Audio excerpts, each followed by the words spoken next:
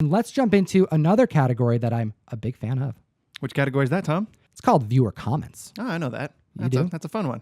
Dude, it's one of my favorites because we get to hear from the community. They comment down below, and then they also enter to win stuff. I mean, if you look over here, we have a giveaway that we're going to be announcing at some point of the video. It's right here. It's gorgeous. I know everyone's eyeing it. That's a giveaway. These are my pulls. These are not giveaways. Those are the giveaways. These are for me. Yeah, there you go. Ryan is very protective of his comics. He doesn't even let me touch them. All right. So the first comment from one of our past videos, it was about our new segment. Whoa. That's a comic. Whoa. Eric Williams says, how about expanding the Whoa, That's a Comic segment to include songs? Magneto and the Titanium Man by Paul McCartney and Wings comes to mind. Countless decent others exist beyond the carnage, pun intended, that is venom, venom, venom. Well put. I appreciate that, Eric. I don't want to say I'm getting sick of it, but I'm getting sick of hearing that Venom song. It keeps coming back into the rotation, and I had blissfully forgotten about it for like the last year. He knew, man. Marshall Mathers knew. He's like, this is going to break through and stay on the minds of people for years to come. Like a symbiote. Exactly.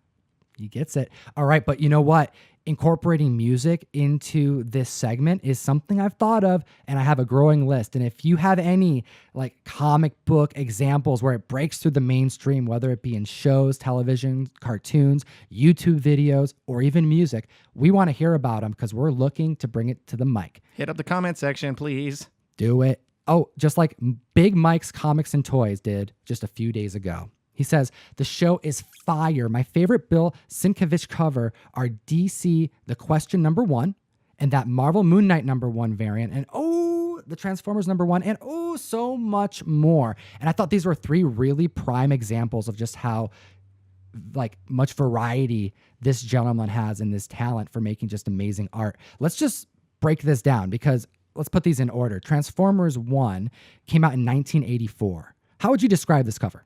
It's like half cartoonish, half real life. Yeah, take out the portraits and you're seeing something that you would look at like probably like a kid's show or something. There's a Transformers comic. Right? But then look at these portraits. It's like if you take the portraits out, it's a kid's comic. You put the portraits in, it's like, oh no, there's people living amongst monsters basically. Like a romance novel or something. It's like two heads, just full-size heads. They're Right? looking all serious and dramatic. And in 84, he's drawing like portraits, like they look like people, like real people. The realism is there. But then let's look at The Question #1 coming out in February 1987. Just a few years later, completely different style. This one to me felt like a movie poster. Right? Yeah. There's multiple action sequences. There's blood dripping down the bottom border of the comic. Look at the smoke. Like how much intention behind every line. It's jagged. It's harsh. The question mark. The question mark is so dope. And notice, he can draw portraits. He can do faces very real. We just saw. We just saw it. But 3 years later, he's like, no. We're going to go a little bit weirder, a little different, and let the art do what it does. Interesting phrase. Right? And I bring that phrase up because you're going to see this difference in his art because that's how his brain thinks. I've heard Bill talk about this many times.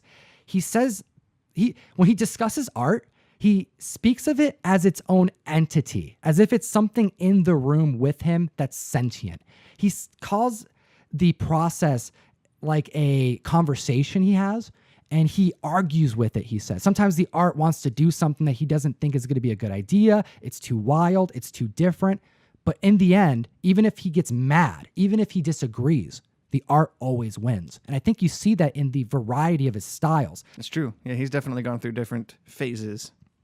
And I think that's most clear in the third phase that we've got here for you. That's right. The Moon Knight cover. Issue #1 coming out in March 2014. I think this is one of my all-time favorite covers ever. It's a bold claim.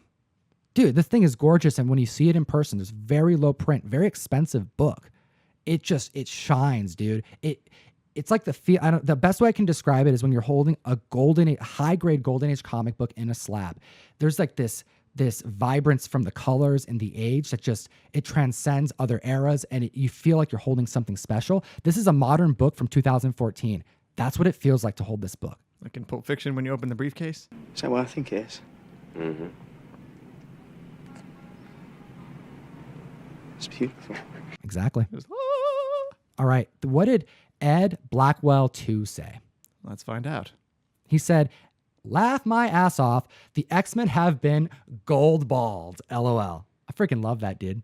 Yeah, that's a nice little off the cuff catchphrase saying that you came up with last week. How would you describe it? Like, summarize what gold balding is. So there was a character named Goldballs that Bendis introduced to the X-Men a few years ago who had a seemingly useless ability to just produce golden balls out of his body. They just shoots in a straight line too. Yeah. Which makes it kind of weird. Like, you would think for a second, like, oh yeah, wouldn't it like a laser? But when they're just like single balls that shoot like a bubble, it's like they're not going all over the place. It's like a straight line. It's more of like an awkward kind of like puberty thing almost. It's like, what's happening to this this little boy? Like, he's just shooting bubbles out, and I don't know. Then nothing really happened, and as far as I know, he didn't really do much. That was it. No one cared from then on until Jonathan Hickman took over and decided to make those golden balls. Those are actually eggs. That's right. And that's how mutants can be resurrected. It's huge. Spoiler alert if you didn't read House of X. Everyone knows about the resurrection because of the gold balls. Right. And if you didn't, shame on you. Shame on you. You got to read them. Come on. Gold balls. Gold balls. So my thought was like, that's something that happens in comics where they take something from back when,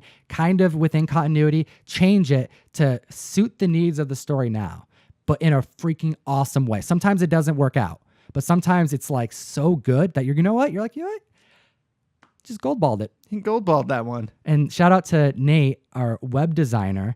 He actually made a design for a shirt in case I wanted to use it. So I don't think I'm going to be able to produce this one, but Comic Fan, let me know in the comment section below. Would you wear a gold ball shirt? Yeah, if it's one thing to produce it, but it's another thing for someone to buy it and wear it out in public. So let us know, please. Next comment we got to talk about is Oscar Andre 3. He says, hey, Comic Tom, just wanted to say love the channel. You and Ryan are the best. Thanks to a previous top 10 comics on the rise video, I was able to find a Web of Spider-Man issue 70 in the dollar bin at my local shop. Keep up the awesome content. Thank you so much, Oscar, for the kind words. We're glad you enjoyed the show.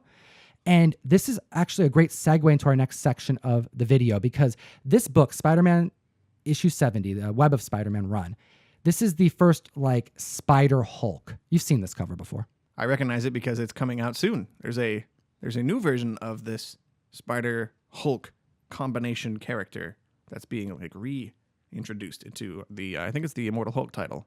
That's right. It's going to be a one-shot. So that's got people specking on this book, and they've been picking it up over the last few months. This is an opportunity right now to mention to Oscar and to others who are purchasing comics that they're trying to find on the hunt because of value, so they can use it to trade up, to sell, to get other grails that they really want and maybe can't afford right now, but they can put those together to put it towards it, whatever it may be. Great example of a book that you should probably be moving right now, right before this one shot drops. Now, you know, will this potentially spike again in the future if this character lands? There's always that chance, which is why there's a lot of near mint copies being spec'd on and being purchased and held onto. But if you have a copy that's like VF or lower, prime time, get rid of it now, sell it to someone who wants it more, and then put that towards something you want. That's right. The fact that it's a one-shot Spider Hulk comic that's coming out is kind of a clue that maybe this was not going to be an ongoing thing, and it might be better to act sooner rather than later if you're holding on to one of these. You never know, but I like to give our opinions sometimes, and I think this would be a good opportunity to.